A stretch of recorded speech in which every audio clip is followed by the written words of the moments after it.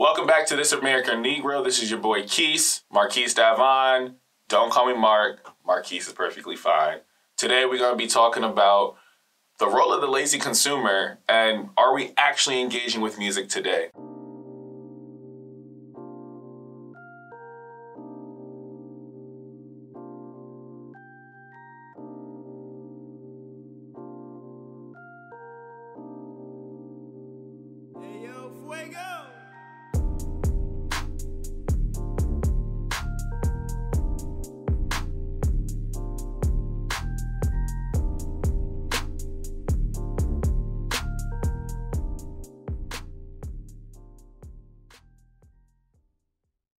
So, before we get started in the rest of this episode, reminder, you can also support me on Patreon. So if you go to patreon.com/Marquise Davon, that's MarquiseDavon, you'll be able to get exclusive content, exclusive news. Also, you get to see what kind of content is coming up as well. If there's something that you would like me to talk about, that's your opportunity to also ask me there. I would love to hear what y'all would love to hear from me, and then we can go from there. So you can become a patron for as little as $2 a month, which is about $24 a year on a very low level tier. So I do appreciate those who are already patrons, and I appreciate those who are already out to support. First things first, thank you so much to everybody who already came out to Due Diligence. Due Diligence is a music dissection event that I throw in the Philadelphia area where we choose to uplift the local artists and also really dive into one of their projects. It's also important that we're taking the way we talk about Hove and Kendrick and Beyonce and Kanye, we should be doing that same kind of due diligence for our own community. We had the pleasure of recently interviewing the Inglorious, and then also our first event, we got to interview Namara. So you'll be able to check out some of their content if you look in the description box down below. We also have a small portion of Namara's interview and her live performance of B2B as well that you can look at on my page. Other than that, let's talk about y'all's listening habits. We're really in this space where music is accessible. We have music for everybody. You have streaming, you have YouTube, you have all of the things. But I was starting to think a little bit more about our perspective on music and how we're actually listening to it, especially as the pandemic went. Everybody's listening habits changed. We went from being on the go to completely being still. There was stuff where we were just like, yeah, I'm gonna just listen to this radio hit. And a lot of times when we're doing that, we're not actually engaging with a full body of work. We're normally engaging with a couple of their lead singles, some of their more popular songs as an artist. And to me, the pandemic forced us to engage with our favorite artists in different ways. Megan Thee Stallion, we weren't at the club, so nobody was twerking, nobody was shaking their ass, no one was doing none of that, right? And I think that's super important for us to note because the way that we experienced music had to be different. It wasn't live anymore. We couldn't be in community with other people that loved the same music that we loved, and we all weren't like in a space that was geared for it. So to me, as we were going through and understanding how music really operated, it was moving more in a space where we wanted to sit down and see the artist again. Visuals became important. Everybody was talking about WAP during that time because it was something that was jarring. It was something that was a visual. We saw the budget. We saw these big powerhouses like Megan Thee Stallion and Cardi B doing this big old production, right? And then it made me even think about like, ooh, there's a big opportunity for spectacle here, but also what does it mean for us to truly, truly sit down with a full body of work and really engage beyond just the spectacle? Are we watching music videos the way that we used to watch them? Those used to be so important, but now it feels like the visuals are coming secondary to the artistry. And in my personal opinion, I think we need a full artist. We need to have an opportunity to engage with their outfits because fashion is super, super important to art. Engage with what the story they're trying to tell is. Engage with the music, the genre choices, all of it, which I think is so important, which is why I love an artist like Kendrick or Beyonce because they force us to have to sit down. And even I think the best part of it is like Jay-Z's 444. These are artists who invest in their visuals. These are artists who also invest in storytelling. These are also artists who are thinking about how thorough can I be in every single aspect of what a performance and what an artist should be. That means I gotta be thinking about the music. I gotta be thinking about the lyrics. I have to think about sequencing. I have to think about what my visuals say. I have to think about what a full era is. But also, are the people listening to the music in the way that it's intended, right? We don't do that as much because we're not actually fully engaging with the artists that we love. We're not engaging with the artists that we just happen to be fans of. I think that that's a reason that people aren't necessarily connecting the way that we should be connecting. For me, I'm going to listen to lyrics before I listen to production. So because of that, I'm always thinking about, what story is being told right now, right? What are they actually talking about? Do these things actually connect? And we saw people actually start to think about that and making sure you listen to their album in a sequential order. Summer Walker wasn't as explicit about it, but her album's in order of the events that happened in her life. So we can see that she's going through this long range of emotions because she also provides dates to when these songs were written. And then on top of that, we have somebody like Adele. When Adele came out with 30, she said and highly requested that streaming services do not allow people to shuffle her album. So because of them not being able to shuffle that album, Adele said, you're going to sit with the range of emotions and the story that I'm going to be telling you. So you can't just go and say, all right, I'm going to do Easy on Me and then go straight to I Drink Wine to My Little Love. It doesn't work like that. You have to actually listen to it in order. And she actually requested that because that's the best listening experience and the most that you can appreciate an album. Kendrick did a very similar thing with Damn. Damn can be gone front to back and back to front. You can listen to it either way, but that also tells a very particular story.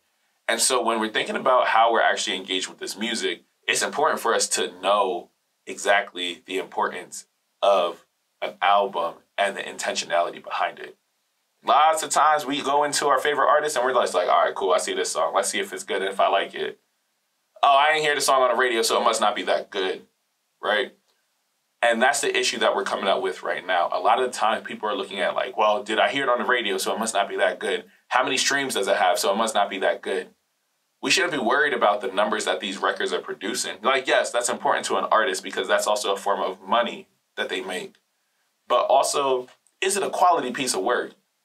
Because right now, the issue is that capitalism causes people to find that rhythm. And if I can find that rhythm and keep replicating that very similar success, this very similar look, then I'm not going to want to stretch out my creativity that much. This one thing got me my money. This got me my fame. Let me see if I can replicate that impact again and again and again. Which is why I don't think we see artists tend to evolve a lot anymore. And if they do choose to evolve in their artistry, people are just like, this is not what I came to you for. People are like, yo, this is weird. This is a horrible listening experience. But in reality, it's just that we don't know how to experience an artist who chooses to take creative liberties. A lot of people be like, oh, I love Frank Ocean. I like Channel Orange. And then be like, Blonde was just a little weird for me. Right? People didn't adjust to it. A lot of people, it took them years after the fact that Blonde was out to fully appreciate a project like that. Same thing with Solange. Solange dropped the seat at the table and everybody was like, yo, this is the best thing in the world. It's talking everything, da-da-da-da-da. And then When I Get Home comes, and it's much more based in production. It's black as hell and made for black people. Came with an entire visual album next to it. But people were not too in tune with it because it was too jarring of a switch to what they expected to see out of Solange. They didn't want to see this kind of jazz album. They didn't want to see that. And so I think it's important as we are thinking about the work that we love, the artists that we love, and are we actually critically engaging with their work? That's what's important. If we're not fully engaging with their work, do we appreciate a full artist? Or do we appreciate something that I can put on in the background and just say, cool, but then be the first one to criticize and be like, oh, this artist isn't that good. Oh, this artist is straying away from what I liked about them. You don't know what you liked about that artist because you can't even name some of their deep cuts. So these are the things that I'm thinking about as we talk about the lazy consumer, the accessibility to music, how much music there is out there. My co-host, Balmore, he talks about it all the time. This is his favorite era of music because there's literally something for every single person. Now, do I personally miss our vocalist? Yes. So I'm glad we have somebody like Jasmine Sullivan out there holding it down. I'm glad we have people like Dixon holding it down, Xavier Omar, Luke James. So like a lot of these artists are holding it down. But in an era of social media too, it's the visibility that plays a part. So I already got y'all covered in here's our lazy listening habits. We're not really critically engaging with a lot of people's work. But then also, what does this person look like? A lot of time right now, if we're looking particularly at R&B, I would also recommend you watch Julesie's video based on colorism in the music industry. She did a really dope breakdown of what this looked like, but she made a lot of valid points. If you are a dark-skinned R&B singer or just a dark-skinned singer overall, we're thinking about, yo, how is this person actually being received? Do I get to explore these certain array of emotions? Because if I'm talking about a record where I've been hurt, well, now we got to talk about my colorism, because now I don't think an artist like Normani can have a project like Fair or a track like Fair out where she's talking about being hurt.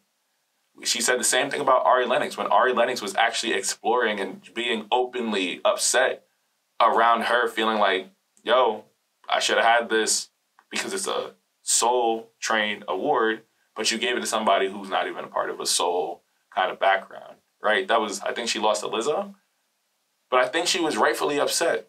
There was an album that was particularly made for Black women. It was an album that was actually soulful, and it was something that told a story. It also had a wonderful rollout too. But because a lot of people are just like, okay, well, she didn't make this song for everybody. Oh, this wasn't out for everybody. I wish I could relate to this more.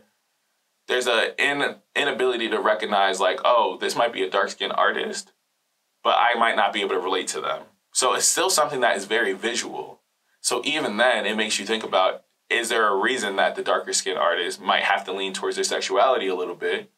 And I'm not saying that's wrong, because I'm like, we love a good sexually liberated song, because Wild Side is that song right there. But when Normani decided to shift to much more of a softer and more vulnerable perspective, it might have hit a little different. It's the same thing when Cardi B even did, it's called Be Scared of Me? Be Careful with Me. People told her that she said, you want to make me just rap about my pussy the whole time? But then you be mad and don't uplift artists like Rhapsody. You don't be doing the same thing with LaKaylee 47. You're not doing this with the other rap girls that are in the game. So I think there is valid pushback in terms of like how people are actually digesting their music. Are you critically engaging with your artists on all fronts? Are you looking at it from a fashion space? Are you looking at it from the story they're trying to tell? Because honestly, some of the best storytellers we got are some of the darker skinned people. Montero from Lil Nas X actually told a very dope coming of age queer story for a Black boy.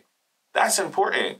We had another artist, we just interviewed the Inglorious, a very dope story that these Black men were able to tell where they got to explore their vulnerability after heartbreak. And what did it mean to find peace after that? We even have artists like Janelle Monáe gave us a full visual album, right? And it's important for us to be able to know that, because the visual album is important. Because now I need to be able to sit down with your work for at least 45 minutes. At least. And where does that go back to? We can thank someone like a Beyonce and Hove. Beyonce more so than Hove, let's be very clear. But 444 was a very masterful project. But Beyonce gave us her self-titled album. She gave us Lemonade, which told a complete narrative. And she gave us Black is King.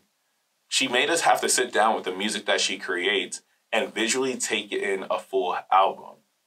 I love listening to albums like that because I get to watch it, I get to see choreography, I get to hear a story, but also I connect with the album because it's raising up different things inside of me that require me to critically engage with self. If we're actually not doing that with our artists, are we actually doing our proper due diligence? Are we actually saying that we're active consumers of music? Do we love all parts of the artist or just the parts that are very easy to consume? Right? We have an artist like Don Richard, who should be above and beyond doing whatever. She has been exploring her music. Someone like Tinashe has been exploring music, has exploring sound, and is taking risks that a lot of people are scared to take. Now, I feel like they quietly get their praises, but it's not loud enough for a lot of us who are genuine fans of these people, of these artists.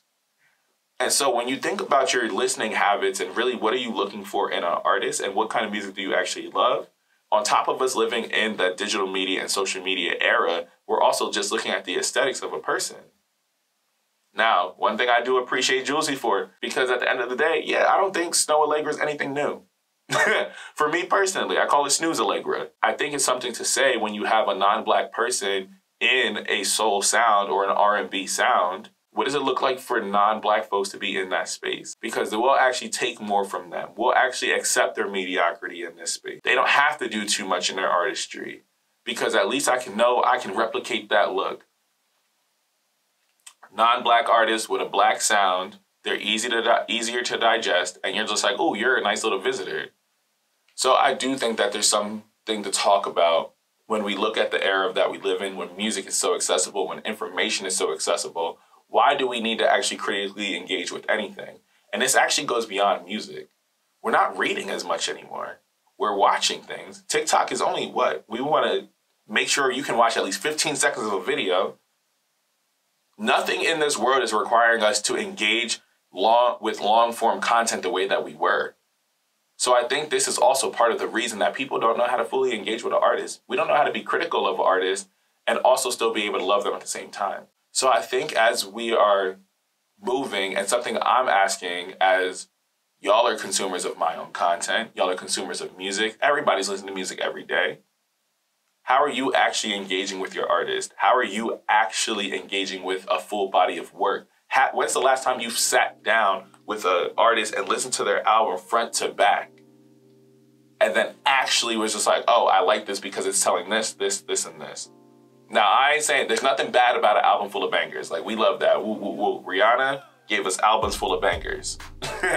But I think there's something to say when you're telling a very specific story and you're trying to get a very specific narrative and you're trying to explore maybe 2 or 3 themes rather than just having it all over the place. Again, there's nothing wrong with that. And I love albums like that. But I think it's something to say with us as lazy consumers and all of the different avenues that cause us to become lazy consumers.